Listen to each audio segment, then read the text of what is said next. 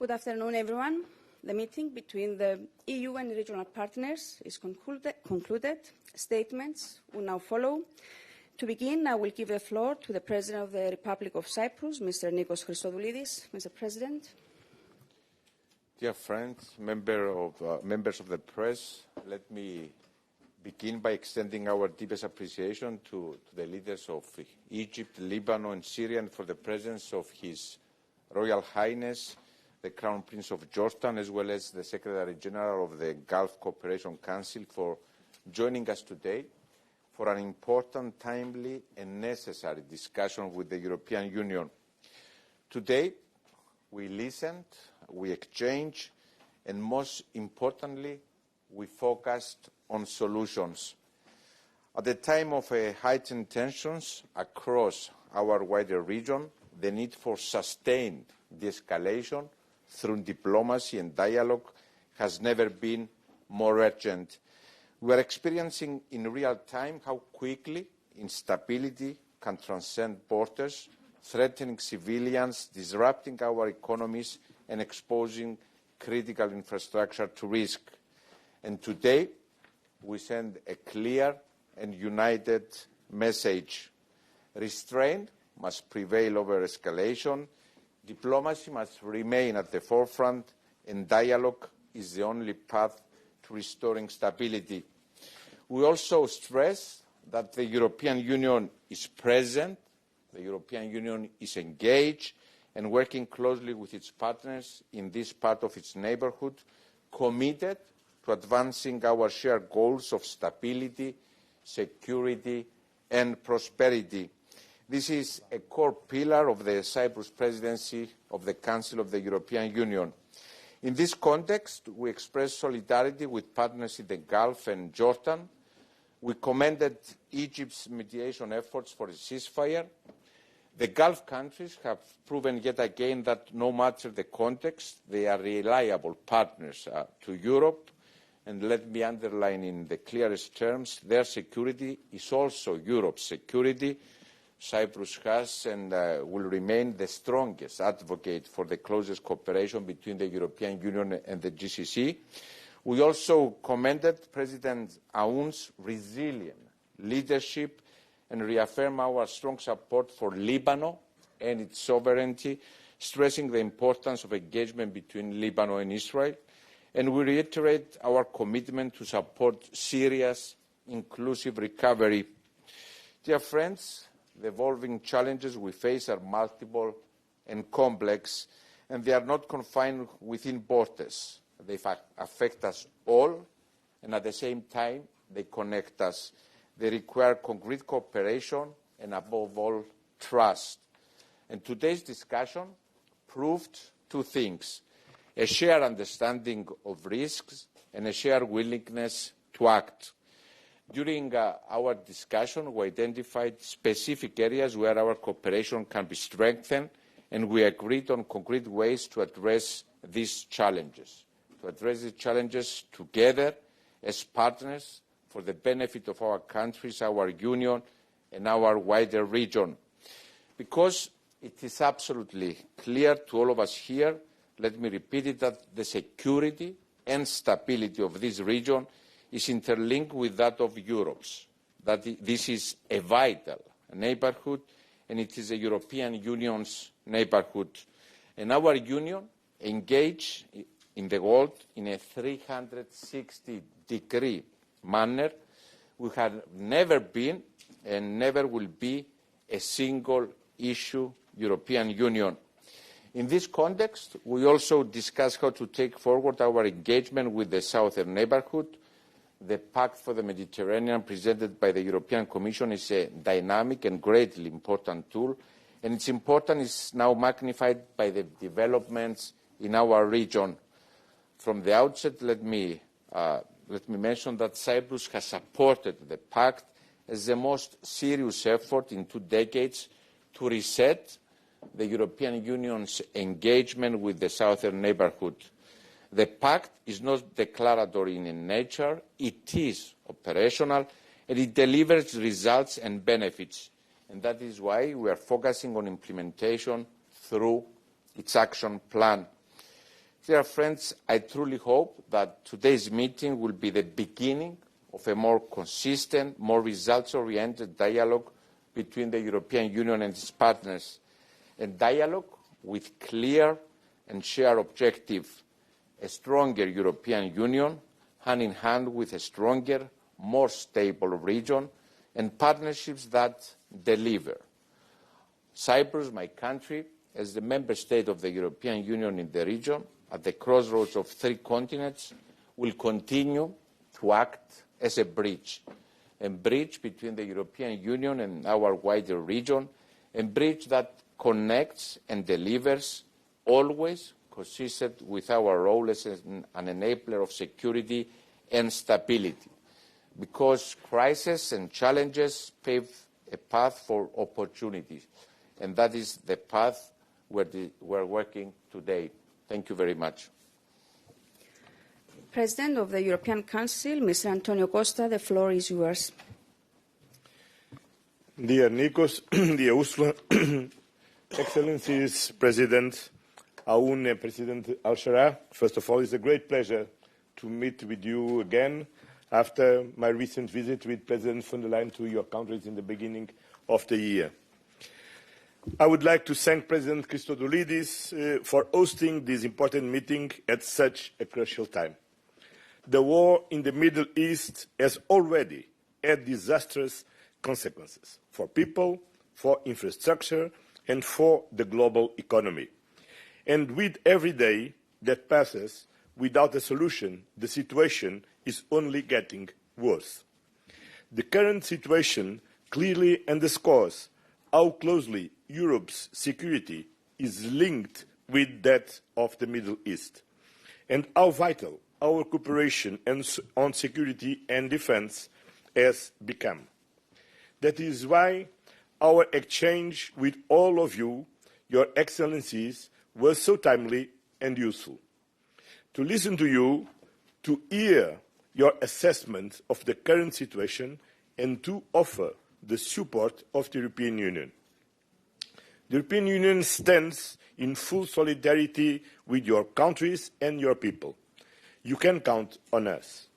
Since the beginning, we have consistently called for the de-escalation and negotiations in full respect of international law and international humanitarian law. The recent announcement of the prolongation of the ceasefire on Iran is a welcome step. Negotiations must continue with the objective to find the lasting solution to end this war and address the core concerns. And the Strait of Hormuz must immediately reopen without restrictions and without tolling, in full respect of international law and the principle of freedom of navigation. This is vital for the entire world. Diplomacy is the only sustainable way forward, and the European Union is ready to contribute to all ongoing efforts. This includes the nuclear file and help in restoring the Gulf energy infrastructure in order to stabilize the global energy markets. The situation in Lebanon, dear President, remains a grave concern for us. We hope that an extended ceasefire on the ground, and we call for diplomatic efforts to continue in full respect of international law and Lebanon's sovereignty and territorial integrity. Hezbollah poses an existential threat for Lebanon, and it is a dangerous destabilizing factor for peace and security in the region. President Aoun, you have taken a truly historic decision to ban the military activities of Hezbollah. We will continue to support you and your authorities in your efforts to disarm Hezbollah. This is the only sustainable solution for restoring Lebanon's stability. It is encouraging to see that talks have started between Lebanon and Israel, and it is essential that they continue. And the European Union will keep on providing humanitarian and economic support to help you respond to the challenges you face. Our friends from Egypt and Jordan have also joined us today. They are our strategic partners, and their stability and security are key priorities for the European Union. I was also happy to meet again with President al-Shara. The European Union acknowledges the important steps that you have taken to rebuild Syria. We support your efforts towards a peaceful and inclusive Syria.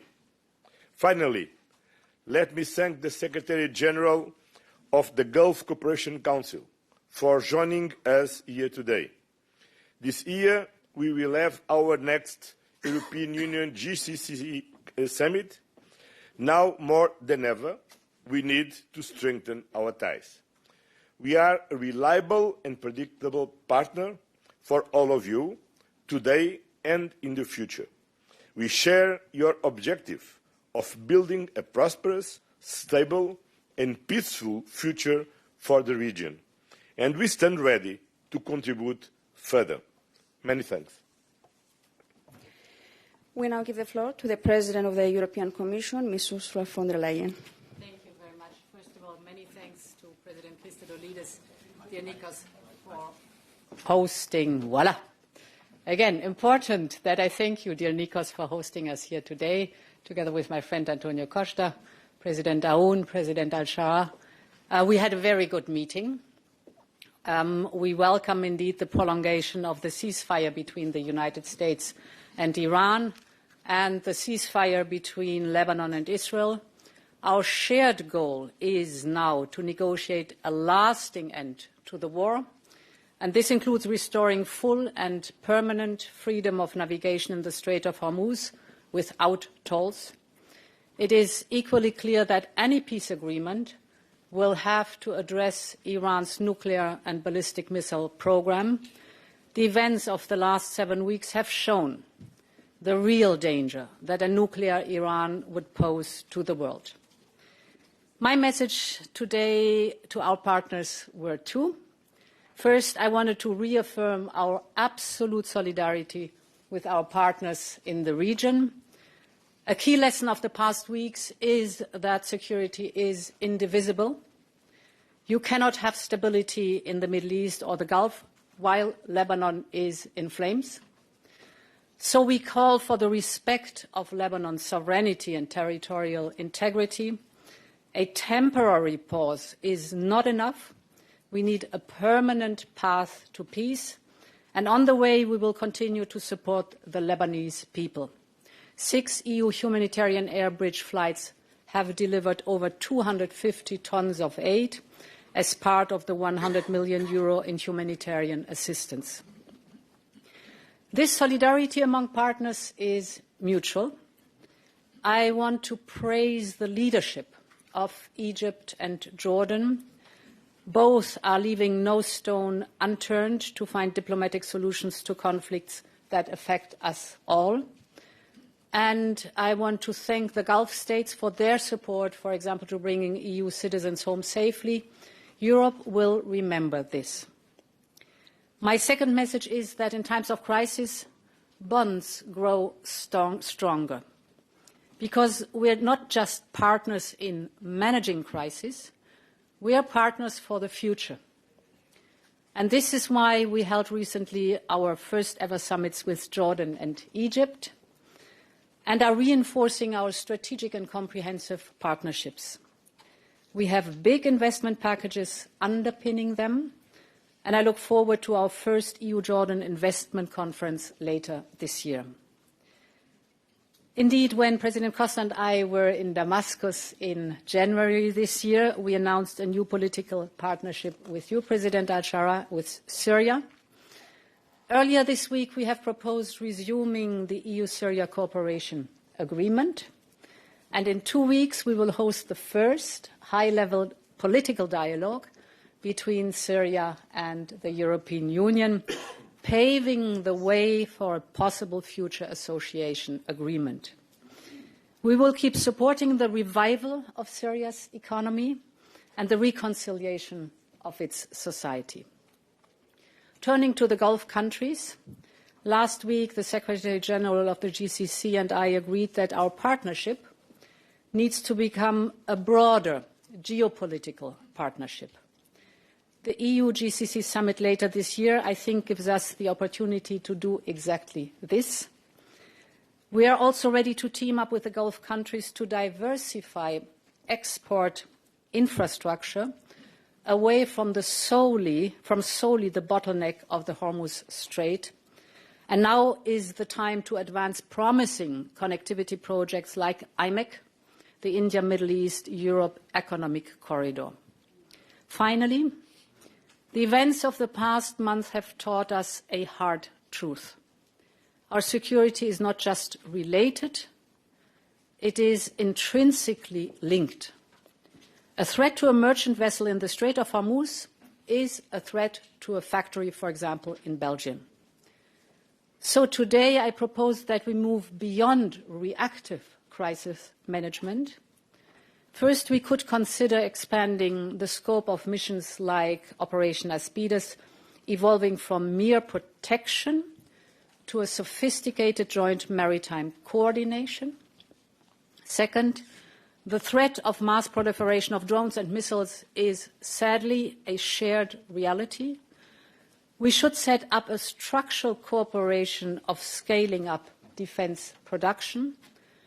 So together, let us build a region where peace is not merely the absence of war, but the presence of a secure and prosperous future for all our citizens. Thank you very much.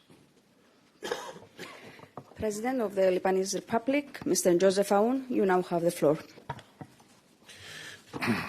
الرئيس صديق نيكوس، أود أولا أن أتوجه بالشكر إلى جمهورية قبرص على استضافتها لهذا اللقاء في هذا التوقيت البالغ الأهمية، وعلى الدور الذي تقوم به في هذه المرحلة الدقيقة في تعزيز الحوار بين أوروبا ودول المنطقة. كما أود أن أعرب عن تقديري لجميع القادة والشركاء على استمرار دعمهم ووقوفهم إلى جانب لبنان. لقد شكل هذا اللقاء فرصة مهمة لمناقشة التحديات المشتركة التي نواجهها اليوم في ظل تصاعد التوترات في المنطقة، والتأكيد على أهمية خفض التصعيد وتعزيز الاستقرار لإيجاد حل مستدام في منطقتنا، لما لذلك من تداعيات مباشرة على أمن الطاقة والاستقرار الاقتصادي وحركة التجارة وأمن الممرات البحرية. من جانبنا عرضنا خلال الاجتماعات واقع الوضع في لبنان، حيث يواجه بلدنا حربا متجددة جاءت في وقت لم يكن قد تعافى فيه بعد من أزمات متراكمة، مما أدى إلى تفاقم التحديات الإنسانية والاقتصادية بشكل كبير. اليوم يتحمل لبنان كلفة إنسانية كبيرة مع نزوح واسع وضغط غير مسبوق على البنى التحتية والخدمات، إلى جانب أضرار كبيرة في القطاعات الحيوية وتراجع في النشاط الاقتصادي. لكن في الوقت نفسه أكدنا أن لبنان لا ينظر إلى هذه المرحلة فقط من زاوية الأزمة، بل أيضا من زاوية الفرص التي يمكن أن تضيع إن لم نتحرك معا. فالمنطقة تمتلك إمكانات كبيرة للتكامل الاقتصادي ولتعزيز الترابط في مجالات الطاقة والتجارة والخدمات، وهي إمكانات لا يمكن تحقيقها في ظل عدم الاستقرار. وفي هذا السياق شددنا على أن استقرار لبنان هو جزء من استقرار المنطقة، لا يبقى محصورا ضمن حدوده بل ينعكس على محيطه وعلى شركائه. كما أكدنا أهمية الانتقال من إدارة الأزمات إلى مرحلة التعافي من خلال تعزيز التعاون مع شركائنا الأوروبيين، ليس فقط في الدعم الإنساني بل أيضا في الاستثمار وإعادة الأعمار وتعزيز الترابط الاقتصادي في شرق المتوسط.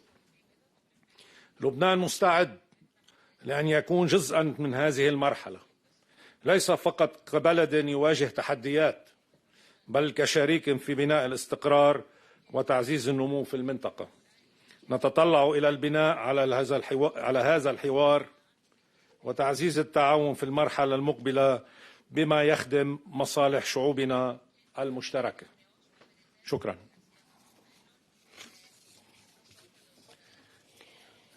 President of the Syrian Arab Republic, Mr. Ahmed al-Shara, the floor is yours. بسم الله الرحمن الرحيم.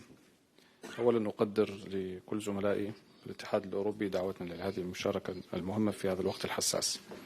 يمثل اجتماعنا اليوم لحظة نضج سياسي واستراتيجي تكرس واقعا جيوسياسيا جديدا يتجاوز الأطر التقليدية للتعاون.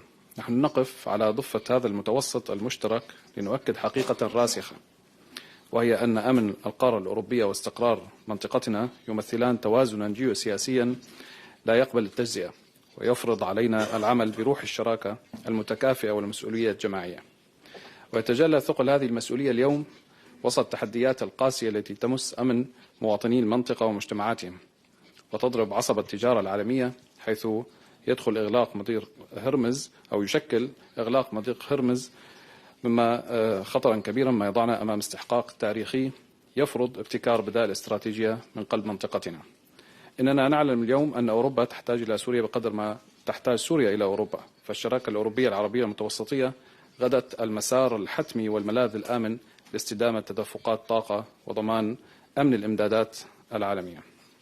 غير أنه لا يفوتني أن أضع المجتمع الدولي أمام مسؤولياته إزاء الانتهاكات الإسرائيلية المتواصلة بحق السيادة السورية من توغلات برية وغارات جوية وخروقات شبه يومية تطال أراضينا وأجوائنا في مخالفة صريحة لاتفاقية فض الاشتباك لعام 1974 ولأبسط قواعد القانون الدولي.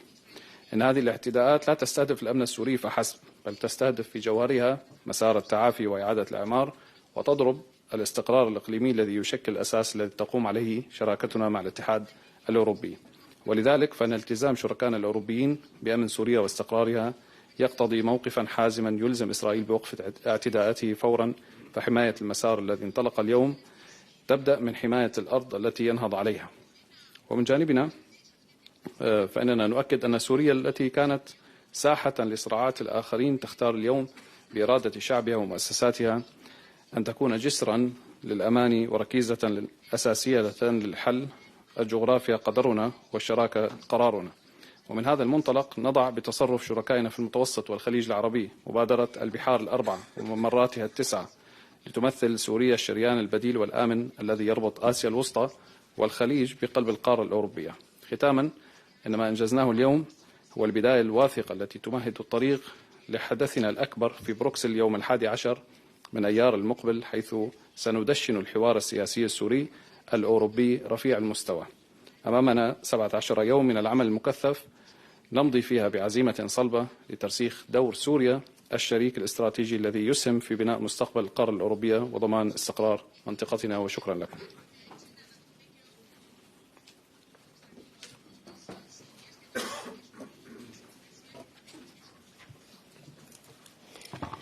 Your Excellencies, thank you very much. We conclude now the part of the statements. Thank you.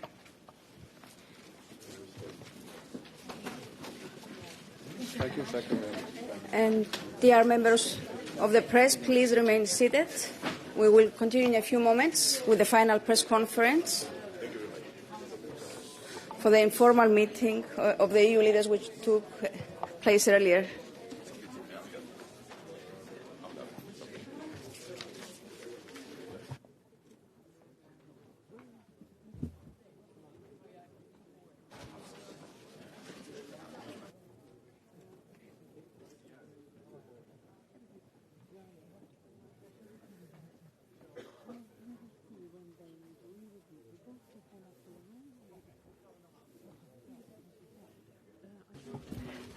Good afternoon.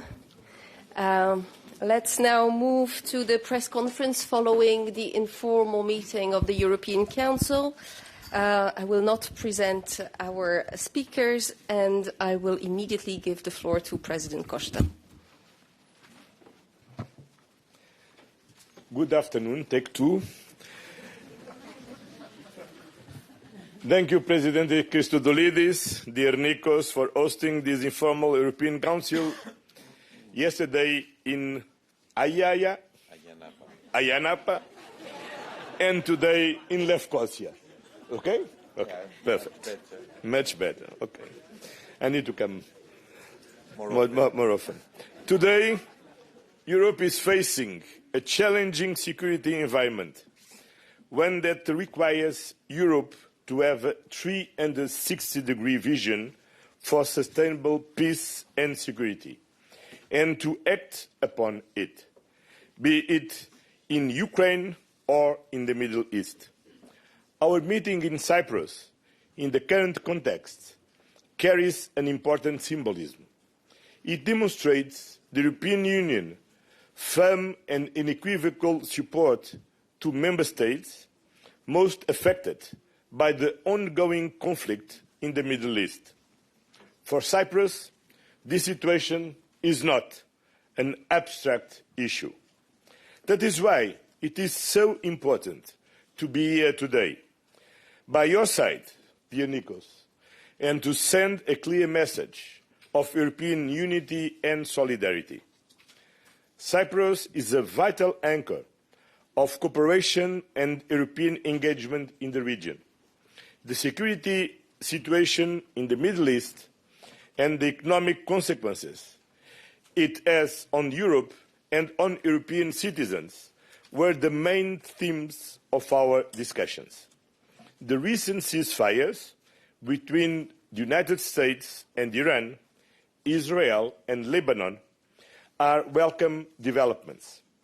Now all parties must engage in good faith to achieve a peace.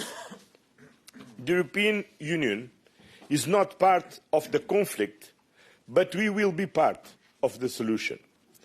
As we support diplomatic efforts towards reaching a negotiated solution to this conflict, our principles are clear. Real peace can only be achieved by defending international law in the consistent and principled way.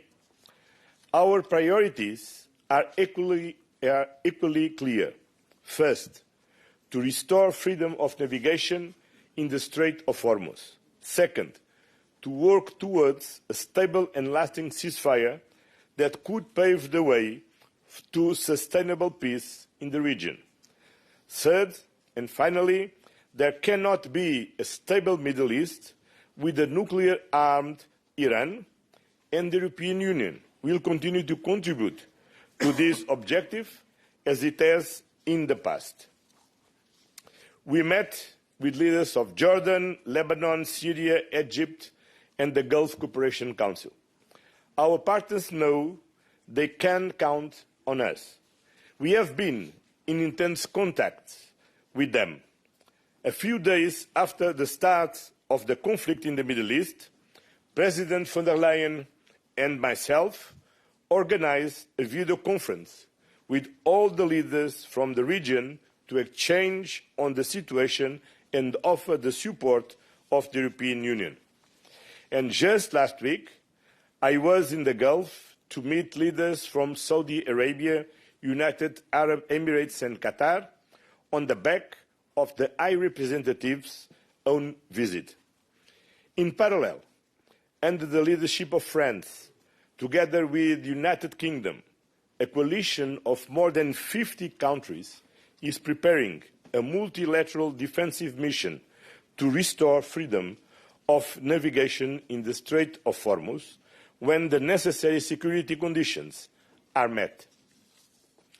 During our meeting, we discussed the Union's readiness to respond to this challenging geopolitical and security environment. That includes defining more precisely how our mutual assistance clause can be used in practice. Yesterday, the High Representative updated us on ongoing work on this matter. The conflict in the Middle East is having a dire impact on the prices of fossil fuels, dragging down growth and directly affecting the lives of citizens and companies. In March, European leaders agreed on the need for measures to respond to this crisis. And the communication presented this week by President von der Leyen contains an important set of measures and recommendations. Coordination is key, and we are ready to step up our response. We will continue monitoring the situation very closely and adapt our approach accordingly. In the longer term, there is only one game in town for Europe: speeding up our energy transition and accelerating the deployment of homegrown clean energy sources. That is the only way to reduce dependencies and guarantee our energy security. This morning, we had an exchange on our next long-term budget, the so-called multi-annual financial framework. We have a collective responsibility to reach an agreement by the end of the year. Only this way can we make sure that the next MFF hits the ground running from the beginning of 2028. Matching our ambitions with the necessary resources will be key. Our debate today confirms the new own resources will have to play an important role to fund the budget. There is still work to be done. The Commission's new own resource package proposal will continue to be the basis for this further work. And there was also openness to consider other proposals, namely put forward by the European Parliament. Our discussion provided important guidance for the next step. Good luck, Nikos. We will return to the MFF discussion in June on the basis of the first proposal with figures prepared by the Cypriot presidency. To conclude, this is how Europe is responding to the challenging geopolitical environment. We are supporting Ukraine in its defense against Russian aggression. We are playing an active role in achieving lasting peace to the Middle East. We are protecting our citizens and companies from economic shocks. And we are preparing the ground for an ambitious long-term European Union budget. Thank you, dear Nikos, for your hospitality and for offering us this wonderful setting for our meeting. Thank you. Thank you. I now give the floor to President Christodoulidis. Dear Antonio, dear Ursula, dear friends, allow me to begin by noting that it is a moment of deep significance to welcome to Cyprus my colleagues from the 26 member states and, of course, the leadership of the European Union institutions. This is, in fact, the first time that Cyprus is hosting an informal meeting of the EU heads of state and government, and it is a moment of pride for my country, the same sense of pride and responsibility with which we have undertaken our institutional responsibility of the presidency of the Council of the European Union. The informal meeting began yesterday in the partially occupied Famagustan district at Ayia Napa, and today we stand together in Nicosia, in a European capital, the last divided in the European continent, that serves as a mirror for Europe's greatest challenges and at the same time of its most profound successes. It is actually this experience of living conditions of occupation that fuels our deep-rooted conviction in the European project and further European integration. And this is precisely what this moment calls for: more European integration and a more strategically autonomous, independent union. And this is at the heart of our presidency and encapsulated in our motto, a more autonomous union, open to the world. And this was the common theme underpinning our discussions last night and this morning.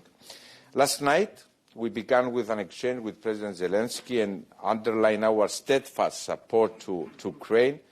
We are very pleased that we have delivered on the 19 billion loan for Ukraine, a file that the Cyprus presidency worked with urgency to implement following the December European Council.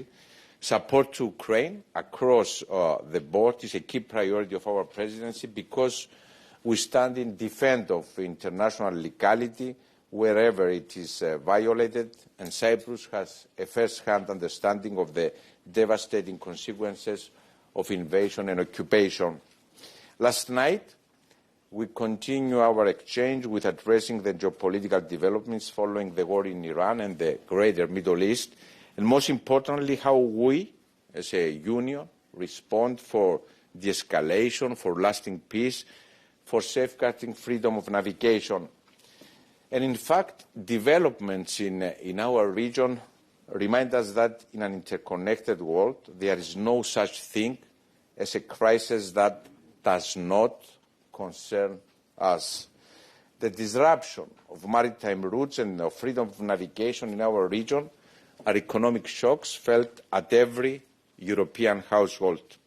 And so, let me repeat it, I reject any narrative that disassociates Europe from these developments, because this is our neighbourhood. Dear friends, our discussion these 2 days highlighted and reinforced two core issues. First, this neighbourhood is vital for the European Union, and second, strategic autonomy in all its aspects is a necessary next step of European integration that we must give substance to. In this regard, energy features prominently in our discussions. On the one hand, in the immediate short term, how we tackle through specific measures energy prices as a result of the crisis in the region, and on the other hand, in the medium and long run, how we build up our energy union, which is a key component of our union's independence. Starting with the short-term measures on energy prices, we held a very productive discussion on the basis of the comprehensive and timely toolbox announced by the Commission, which the President of the Commission presented. And on the long run, for building up a true energy union, we work to accelerate our interconnectivity to effectively end our energy dependency. And in this context, the Cyprus presidency is working diligently on the grids package. Hand in hand with this work and serving our overall goal for enhancing our competitiveness, because we can be more independent only if we can be more competitive. This morning I signed on behalf of the Council, together with the President of the Commission, the President of the Parliament, the One Market, One Europe roadmap presented by the Commission.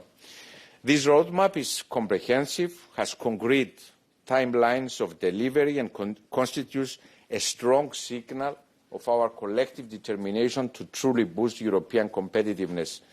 And the Cyprus presidency has acted with urgency and ambition on this agenda, and will continue tirelessly building consensus to advance a deeper, stronger single market. During our discussion, and in light of regional developments and the strong European solidarity in action to Cyprus, we all agree that our collective security cannot remain a dormant concept on paper. All of us agreed that when the sovereignty of one member state is threatened, the response is not a question of if, but how fast. Therefore, we cannot continue to rely, if you want, on ad hoc arrangements.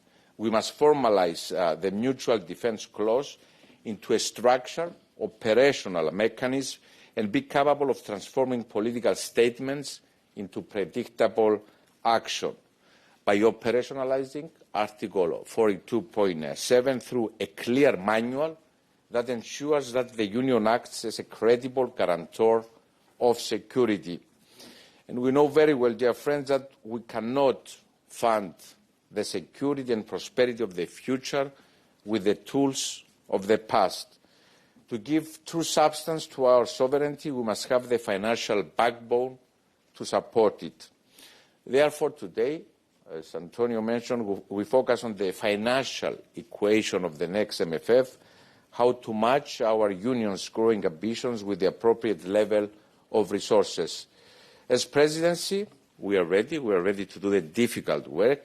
We have led significant groundwork, bringing positions around key issues. We have already tabled a targeted revision of the negotiating box addressing key issues, and this work provides a solid basis for the next phase of our negotiations. We will further accelerate and intensify our work in the coming weeks with the aim of presenting, yes, a negotiating box with figures at June European Council.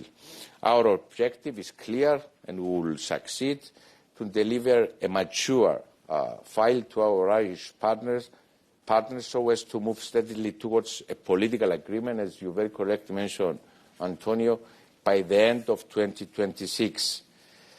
Dear friends, the informal meeting began, dear friends, when Cyprus joined the European Union in 2004.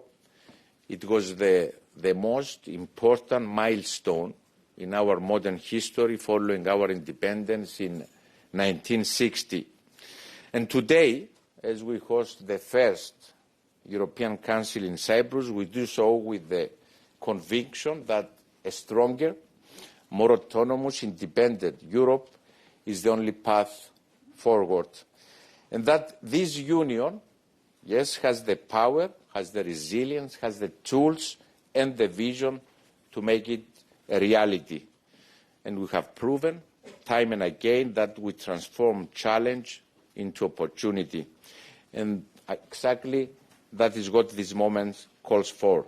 That is what we are going to deliver. Thank you very much. Thank you very much. President von der Leyen, you have the floor. Thank you very much, and also from my side, my dear Nikos, thank you very much for welcoming us here in Cyprus. You said your country is the bridge into the Mediterranean and the Middle East, and indeed we could see today that this is the place where the Middle East meets the European Union. So thank you very much also for that experience, and your presidency could not have been more timely than now. Antonio said rightly so, we discussed the impact of the crisis also on our economy, and here mainly the topic of energy. After 54 days now of conflict in the Middle East, the impact is tangible. Let me give you a figure. Since the beginning of this conflict, our bill for imported fossil fuels has increased by over 25 billion euros without a single molecule of energy in addition. 25 billion euros for 54 days, an increase of our bill. Therefore, the midterm strategy that we have been discussing in the last weeks and months is very clear. We need to reduce our over-dependency on imported fossil fuels, because these make us vulnerable to crises, and we need to boost our homegrown, affordable, clean energy sources. That is all sorts of renewables and, of course, as a baseload, nuclear. Both energy sources give us independence, they give us stability, they are produced here in the European Union, and they are cheaper. On the immediate measures that we proposed, I want to make, first of all, a general remark. The energy mix in every member state is different. And this is the reason why we have not presented something one-size-fits-all, but a toolbox for the different situation in the different member states. First, support must be targeted to those who need it most. That is the lesson learned from the energy crisis in 2022.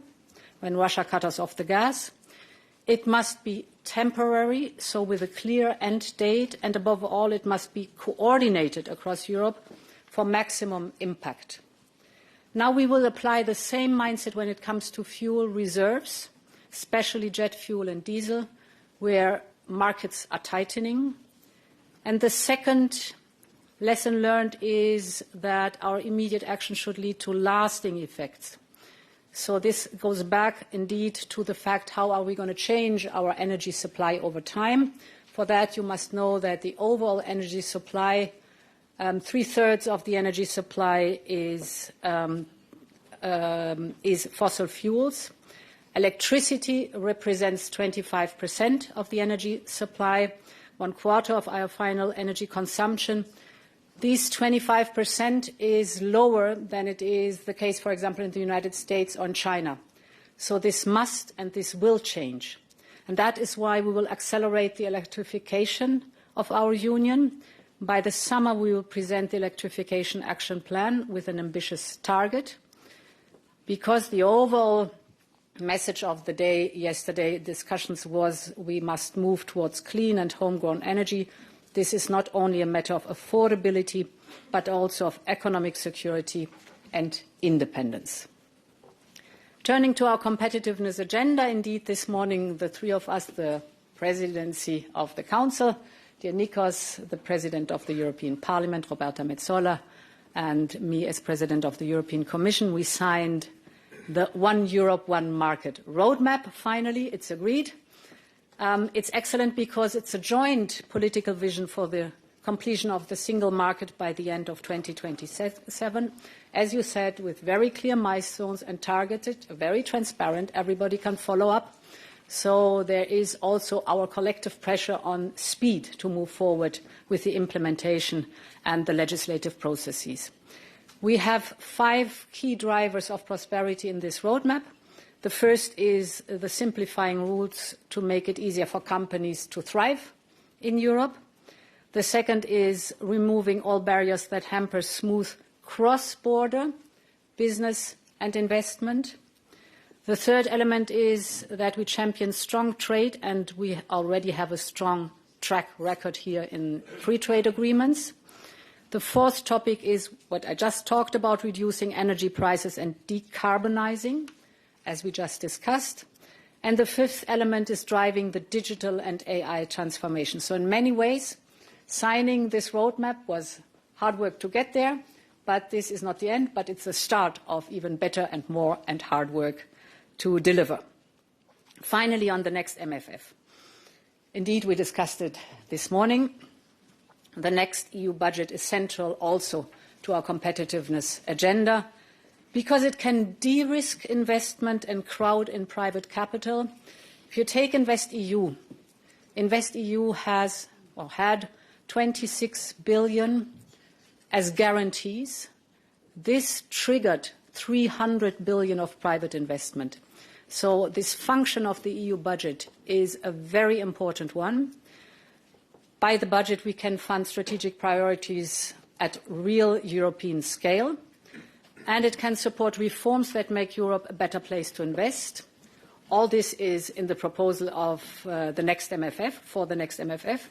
But what we discussed today is that we must be very lucid about the budgetary equation, as we call it.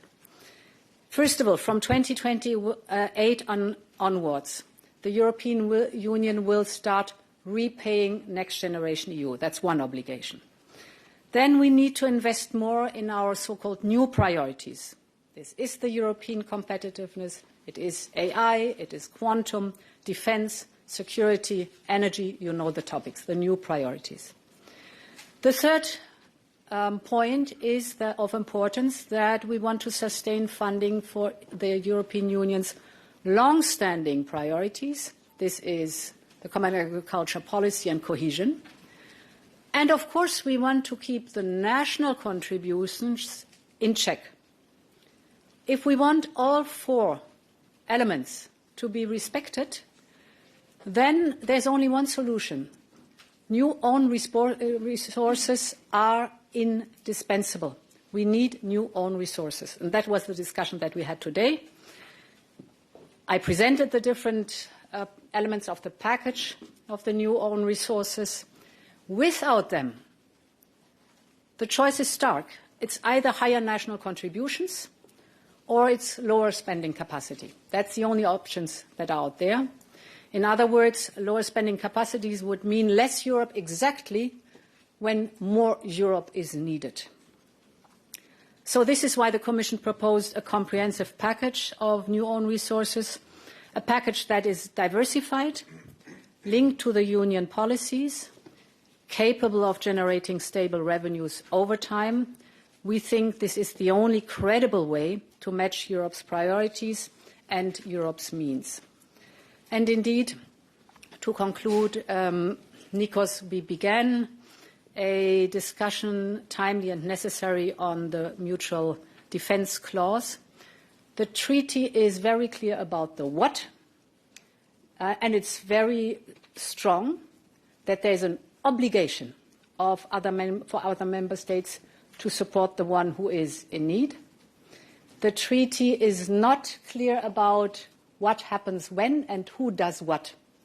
And this is the topic we are working on intensively today, together with the, not only today, we have discussed it today, but we are working on that topic together with the High Representative and the Commissioner for Defence. We have a very good example with the Union Civil Protection Mechanism, since 20 years in place. Their member states know exactly how to trigger. Everyone knows one's responsibilities and duties. A cascade is triggered, and it is working very effectively. There's a second element that we started to discuss, that is, what is the period before the mutual defence clause? So this period is the grey zone of hybrid attacks, of cyber attacks, of disinformation, of manipulation. And this is a very important period because this has to create the awareness with the member states that something is developing.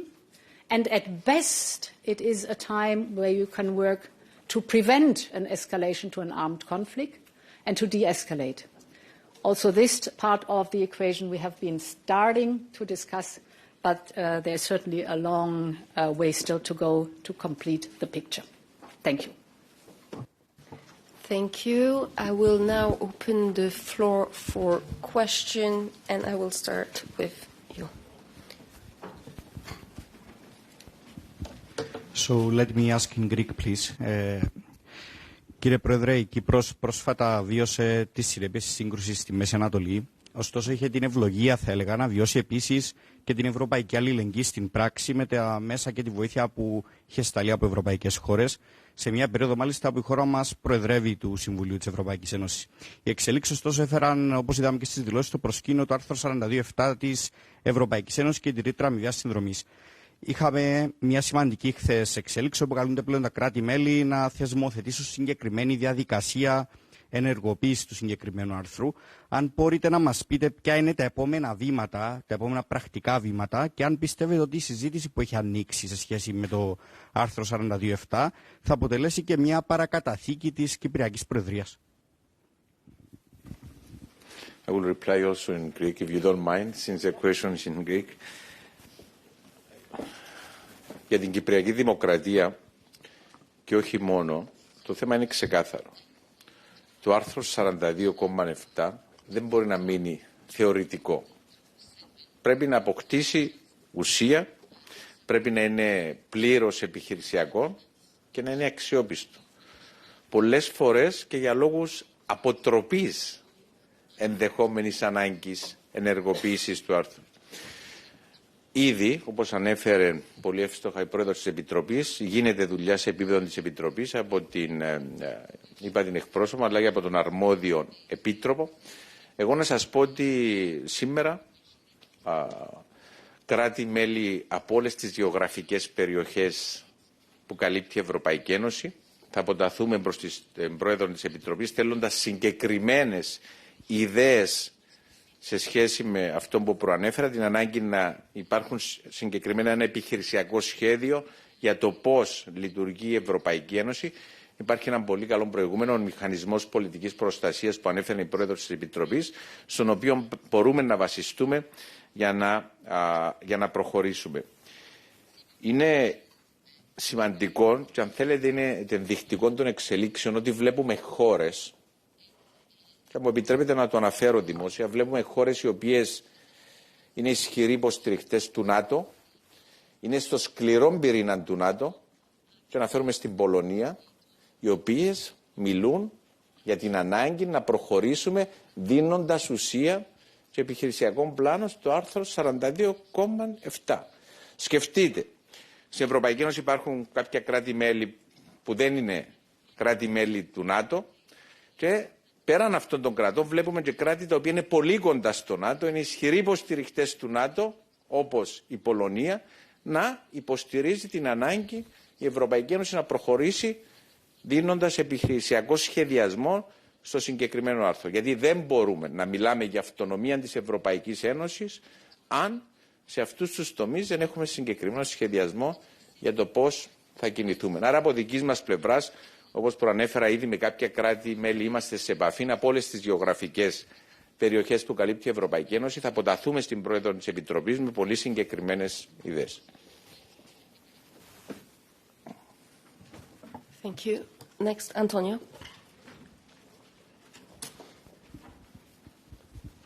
Hello, thank you. Antonio Hermosín for the Spanish news agency EFE. Two questions, if I may. First one, several member states have advocated for greater fiscal flexibility regarding investment in the green transition and energy grids. Based on the discussions at this summit, how would you assess the level of support among the member states for such exemptions, and is the Commission open to integrating these proposals into the current fiscal framework? And second, in the context of discussions on strategic autonomy and the mutual defense clause, there are new reports on the U.S. considering punitive measures against allies who decline to support the Middle East campaign, and more specifically regarding potential suspension of Spain's NATO membership. How concerning is this for the EU, and do you think this strengthens the case for accelerating European defence cooperation to reduce dependence on external partners? Thank you.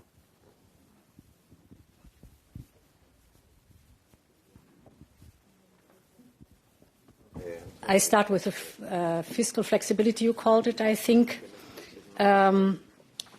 So first of all, yes, it is very important that we invest massively in energy infrastructure.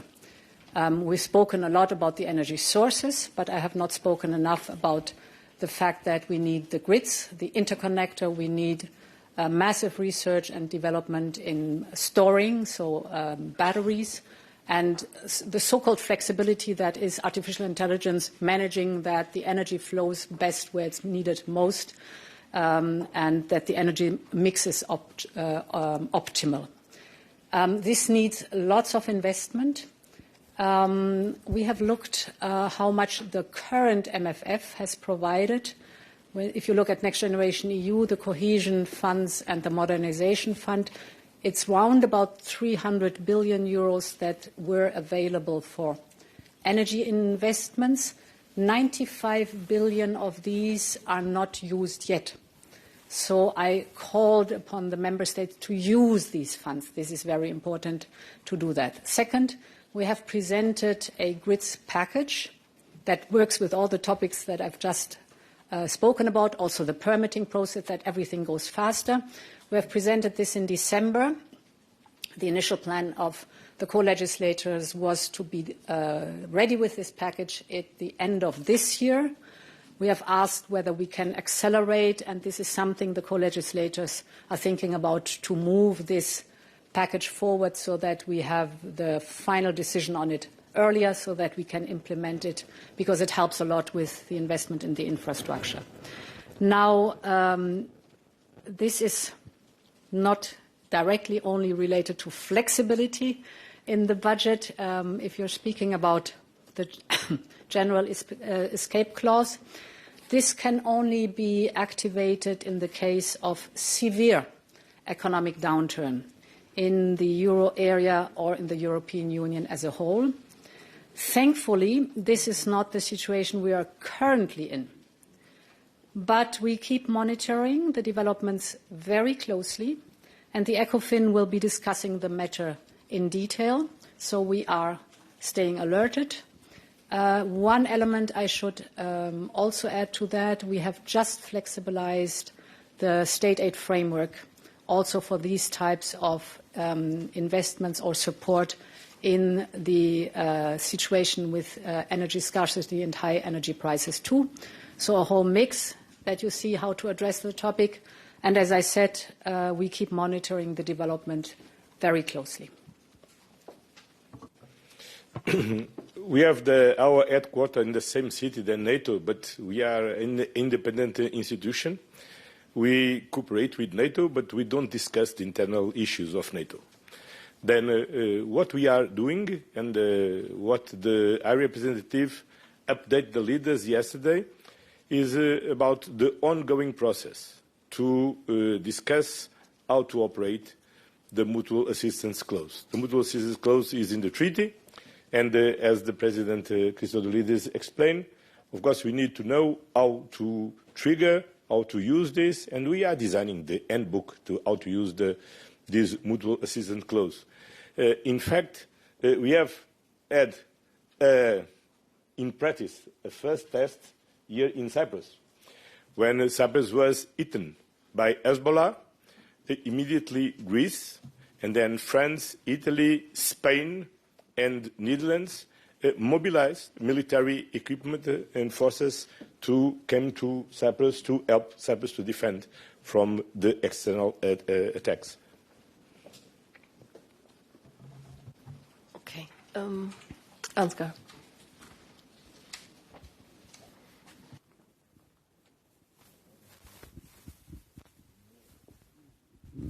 Thank you. Ansgar Hase, German press agency, DPA. A question to all of you. Yesterday, the German government offered to support an easing of EU sanctions against Iran if there is a comprehensive agreement that includes the reopening of the Strait of Hormuz. So I would like to know what you think of this move. Do you think it's possible to have such an agreement with a regime that have killed tens of thousands of its own people? Thank you.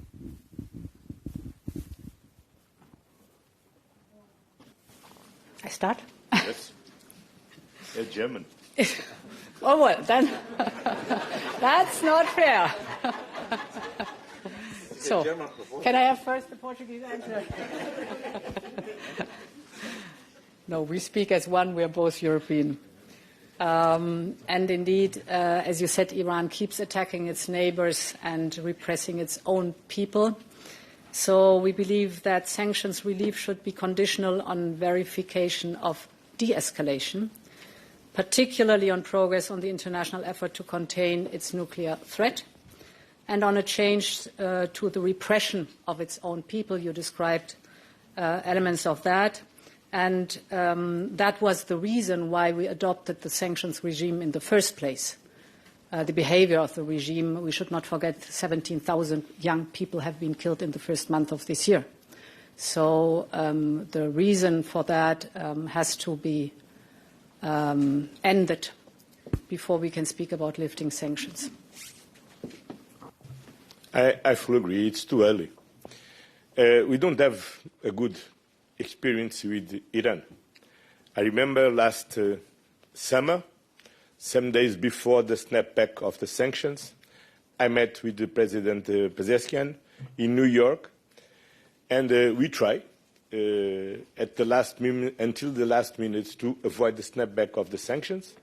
But unfortunately, Iran didn't deliver on what they need to deliver to ensure the international community that they don't never ever have a nuclear weapon. And we cannot ignore the nature of the regime, the violence of the regime against their people, and the thousands of people they killed very recently. Then I think it's too early to talk about relieve any kind of sanctions. But of course, we wish that the ceasefire could be last and open the space for diplomacy and from diplomacy to address the core issues. And the core issues are not only the nuclear issue. We need to address also the issue of the ballistic missiles, because this is a key element for the security in the region and also for Europe. And also they need to end the support of their proxies who are destabilizing the region and threatening also Europe. So a regional reply. Without commenting on the issue of lifting the sanctions or no, but we cannot reach de-escalation in Iran, in the region, without the active participation of the European Union. And this is also, we want the message from the countries of the region. I'm not commenting on the sanctions, but I will say that as a European Union, we have the tools, we have the means in order to safeguard a permanent de-escalation. Thank you. I will take one final question, Razia.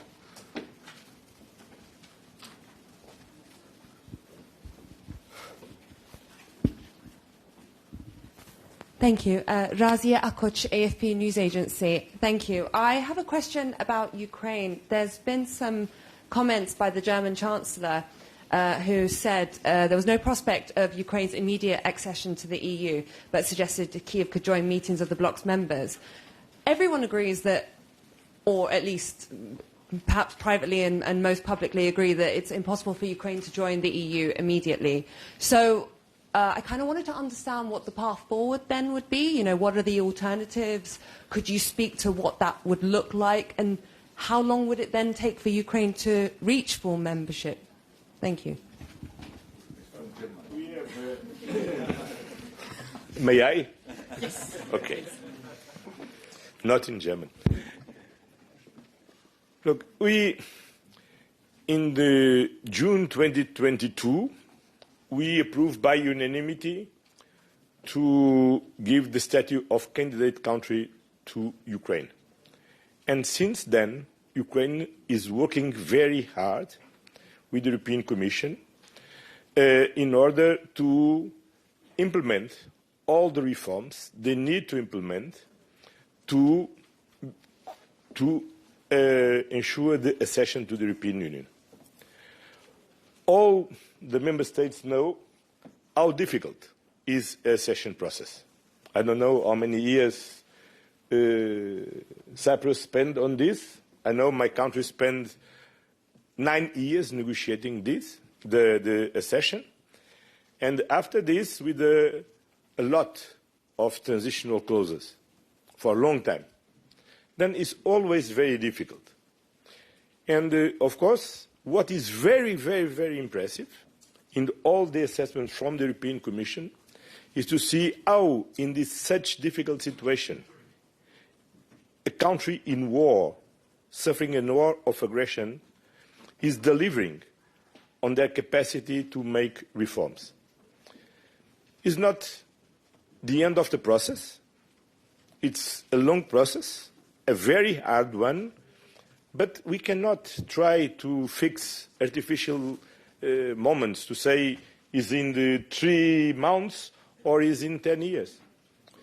We need to work very hard and to continue to work very hard to deliver on this, and as soon as possible. And this is the same to Moldova, and this is the same to the 6 Western Balkans countries who are negotiating with us the accession process. And we will continue on this, because for us it's very clear that first, strictly from the economic point of view, it's important to enlarge our single market. The last moment of great growth in Europe was when, in 2004, several member states entered in the Union and enlarged our single market. But now it's also about geopolitical. And when I'm saying that it's about geopolitical, I'm not saying that we can give up on the criterion and the merit-based process, because this is a merit-based process. But what this means is everybody, the candidate countries and the European Union institutions, need to act with the sense of urgency of this process. And, of course, we need to be creative to solve problems.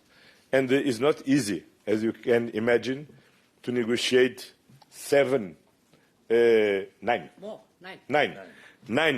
accession process at the same time, and especially with a country with the dimension and in the current situation of Ukraine. But we believe in the future of Ukraine, and we believe that the future of Ukraine is in the European Union. I can only echo that because, it's very important. We have in 2020 renewed the methodology for the accession process. So this is also a set of clear rules among us and the potential candidate countries. And both sides rely on that, so it's a two-way contract if you are a candidate country. It's hard reforms that the candidate countries have to do. We expect them to only move forward if they deliver on these reforms. But the other way around is also true. If they deliver on the reforms, they have a certain right to move forward in the process.